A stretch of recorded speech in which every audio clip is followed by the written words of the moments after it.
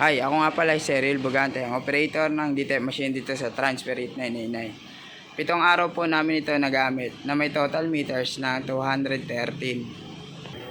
Ito naman po ang aming printed area. Ang huling palit po nito nung March po.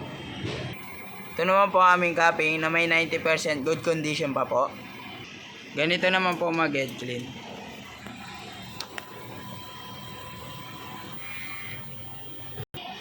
Punasan ng wiper after head clean.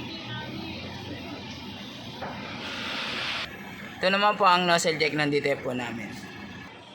Ito naman po ang ink system namin, tama lang po. Ito naman po ang aming damper, yung isa po, April po namin pinalitan. Ito naman po aming waste tank area, nilinis po kahapon. Ito naman po aming ABR, tapos ito naman po ang aming ground wire, nakadikit po siya sa wall. Ito naman po ang in-use ink namin, nakalagay sa basket na maayos. Ito naman po ang stock ng DTF powder, mga ink po ng DTF, at dito naman po nakalagay ang DTF roll.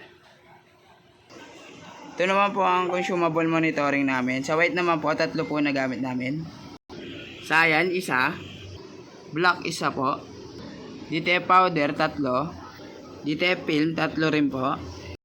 Ito naman po ang DTF output namin. Ito naman po ang printed daily checklist po namin. Updated naman po. Ito naman po ang DTF weekly checklist po namin. Thank you.